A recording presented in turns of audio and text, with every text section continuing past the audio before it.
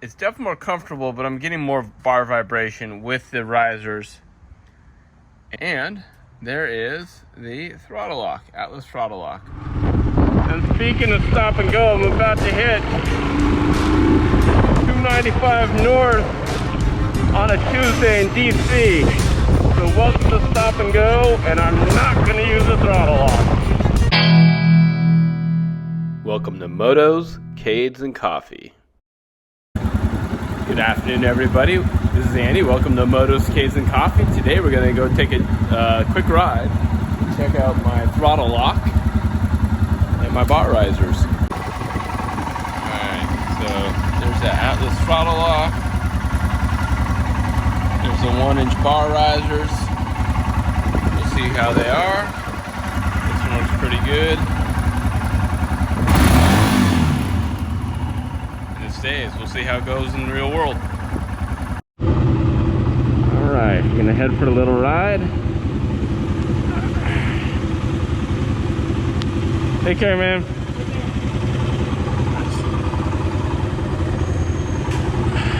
Let's see. So, see how the throttle lock works. Push it in, and it stays. But you can move it whenever you need. And these bars are up 1 inch.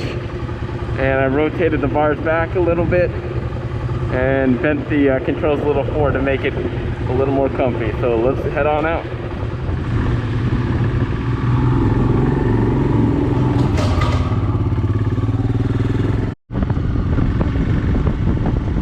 Alright, the basic premise is that you push down there and it holds your speed, it holds your throttle down. And you can see it holds my throttle, but I can move it if I need to. And then I push right there again and it unlocks it. On a Tuesday in DC.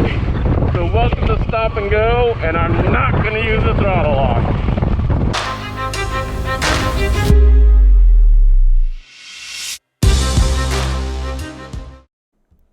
So I finally am on the highway here, and I'm testing my throttle lock, and I'm showing you that I'm pushing it down, my hand's off there, and it holds the speed steady.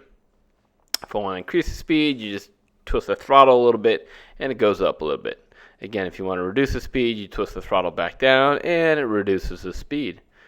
Real easy to use, and I push the bottom button to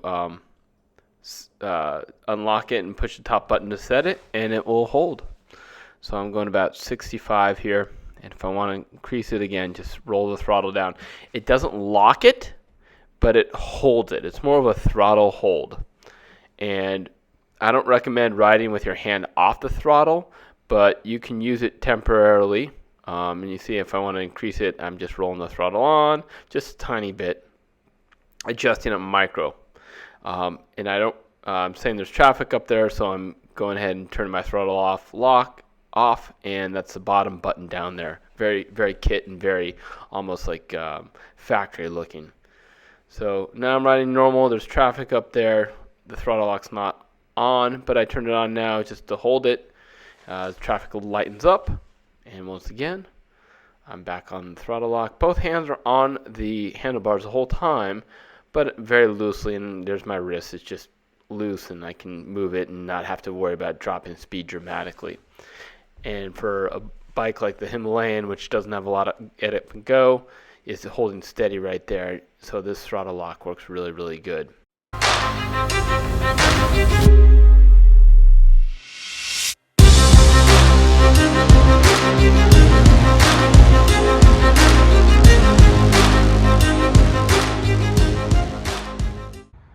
Okay, so I'll give you a little take on the bar risers. Definitely more comfortable.